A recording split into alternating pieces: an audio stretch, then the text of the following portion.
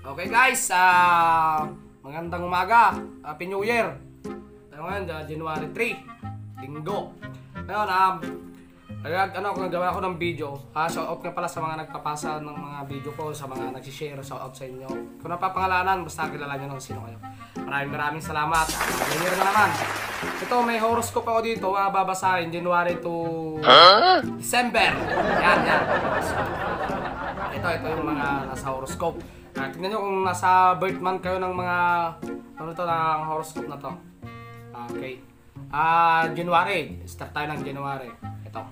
Ang horoscope mo January ay yung mga pinanganak ng January ay magbabayad yung mga nakautang na sa'yo pero uutang ulit sila sa'yo. Yun ang horoscope ng January. Gago! Yung horoscope ng January ito yung mga pinanganak ng February. Ito yung horoscope sa inyo. February, matatanggal ang mga ngipin at dalawa lang matitira. Isa sa taas at isa sa baba. Yan ang horoscope ng February. Ito naman ang mga pinanganak ng March. Ito, magkakajowa ka pero isang araw lang. What? Dahil kasi nalaman agad ng asawa niya. Asawa ng jowa mo. Yan, horoscope ng March. Ito naman ang mga pinanganak ng April. Mga April dyan.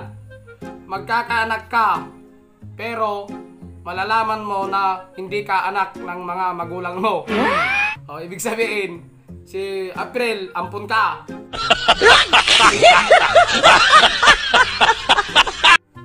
Ampun.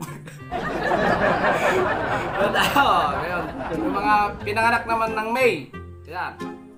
Itong malupit sa pinanganak ng May. Horoscope ng May. Mananalo ka ng 10 million sa loto.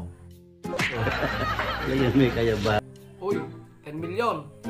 Kaso ginising ka, kaya yung 10 million mo nawala. Ayan, horoscope mo May. Ito naman ang horoscope sa John. Yan, mga John dyan, pinanganak ng John. Mawawala na yung mga tigyawat mo. Wow naman! Wow! John Kaso magkakaroon ka ng mga rating sa magkabilang tainga mo, tag-5. Tag-5 sila. John, ito naman yung mga pinanganak ng July. Okay. Magkaka-crush ka, pero yung crush mo, may crush na iba. What? In short, hindi ka crush ng crush mo. Kaya siguro huwag ka naman mag-crush.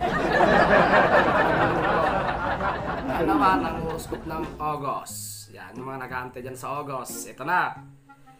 Ikaw ay yayaman. Oh my God! Wow! August daw, yayaman. Yayaman sa utang. Huwag kang mangarap kasi tamad ka.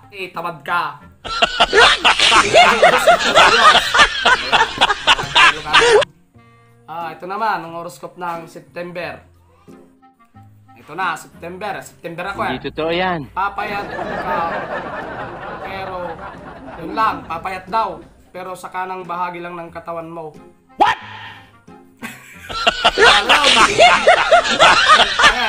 Papayat ka, pero sa kanang bahagi lang ng katawan mo. Yan ang horoscope mo, September. Gago! Nakarinig. Yan ang horoscope ng October. Yan. Ito, horoscope ng October. Okay, naantay mo, October ka. Makikilala mo yung forever mo. Yun. Wala nang kasunod, yun lang, para di ka umasa.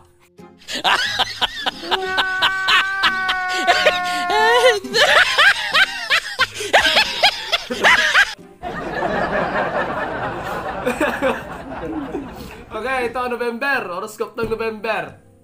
Horoscope ng November. Makakasakay ka ng eroplano dahil yun ang pangarap mo.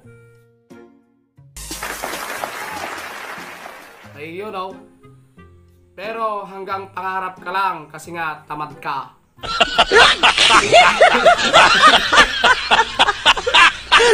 Ito, December last. Ito na, yung mga pinangalan ng December.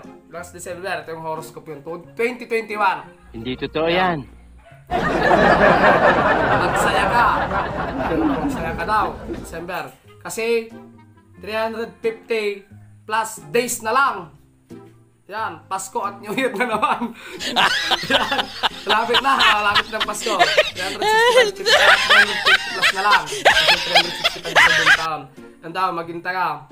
Kaso, itong maganda. Ay, hindi pala ito maganda. Pagdating ng New Year na naman ng 2021, ikaw, magpupus ka ng New Year na naman. Wala pa rin akong jowa. I wonder how,